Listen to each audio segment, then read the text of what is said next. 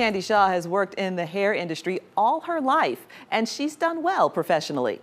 But one might say that money is not the priority. Shaw truly finds joy in making people look and feel good, as you'll see in today's Executive Profiles.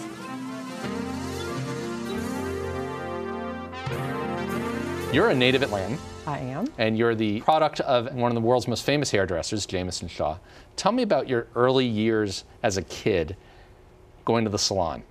Well, it was really great. My father had his first location on 17th Street.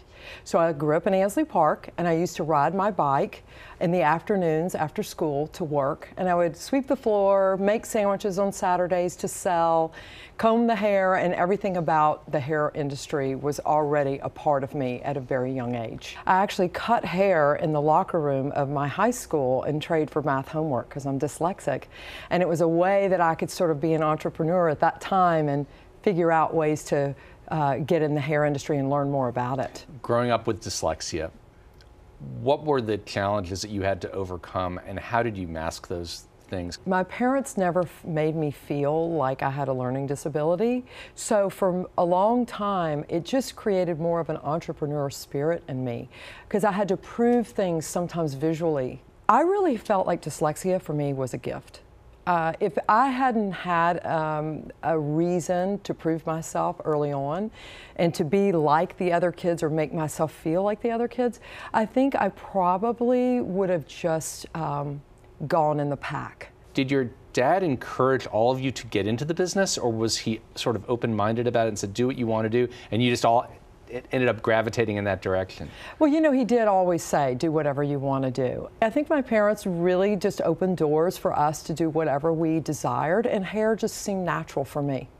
To get into the business, was it intimidating at all, knowing that you had this father who really become quite successful in this business, for you to kind of step into the forefront? Of course, I was completely intimidated by my father's legacy, but more importantly, he really opened doors for me to let me be me. You know, a lot of times he would be caught saying things like, "Oh, I tried that before," and I would look at him and say, "Dad, you failed maybe at something that maybe I won't." So he had a really good understanding very early on about just sort of letting me fly. So talk to me about the hairdressing business since you've taken it over. What has been going on in the last decade, if you will? The beauty business has become very fragmented. So now it used to be maybe your mom or your grandma, you know, would go to a hair salon and she'd get the full meal deal. Now everything has become very fragmented. You have blowjob bars, you have men's grooming lounges, you have places to go, of course, get your nails, your eyelashes, your eyebrows. So there's a lot of different fragmentations. And then on top of that, it has created the entrepreneurial spirit of a lot of people going out and leasing or renting their own station and becoming an independent. So not only are we faced with the challenges as a business owner to not only continue to grow a huge team, but also we're faced with the challenges of people wanting to leave and be on their own. You've started a new company called Sunlight's Balayage. So it's interesting you're creating a new brand within your brand to help get to a different audience. Tell me about how that came about and how is that differentiating you from other folks in the marketplace? I've had an academy for over 25 years in Atlanta of teaching hairdressers continuing education. And some of my training came from Europe, where I learned to paint hair. And balayage is the French word for sweep. So we actually paint lightener into the hair to highlight it. Moving forward with the academy, I was trying to teach people how to actually paint hair. Therefore, I was missing a few of the tools that I needed to make that a reality. Being an entrepreneur like I am, I can sell education, but I also need to have a product to back that education. Right.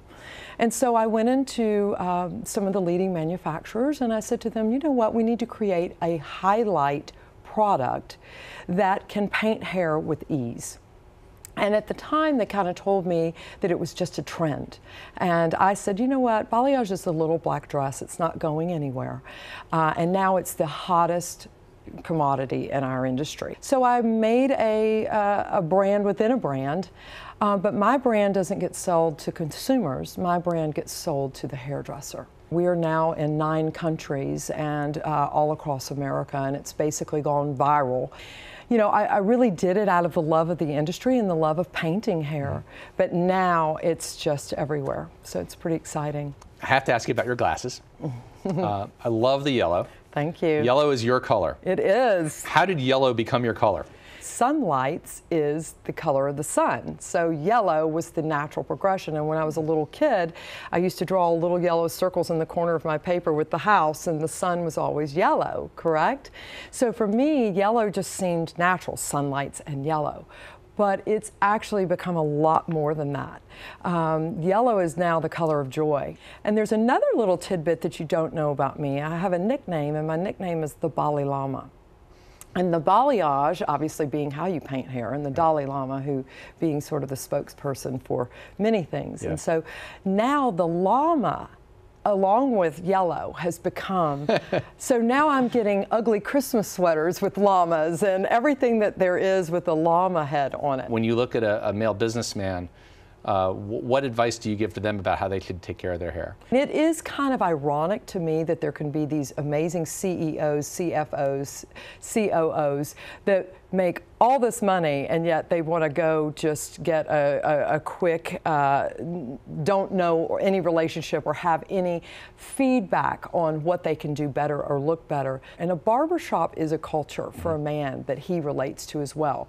So a lot of the fragmented businesses in our industry are getting more and more high-end, and I think men are actually demanding more resources, but I think men are coming around, and my advice to them would be to try it sometime. They might be surprised. It might be the greatest thing that ever happened. Sunlight's Balayage employs about 25 workers, and it generates more than $2 million in annual revenue. Hair coloring continues to be a primary driver of growth in the salon services sector.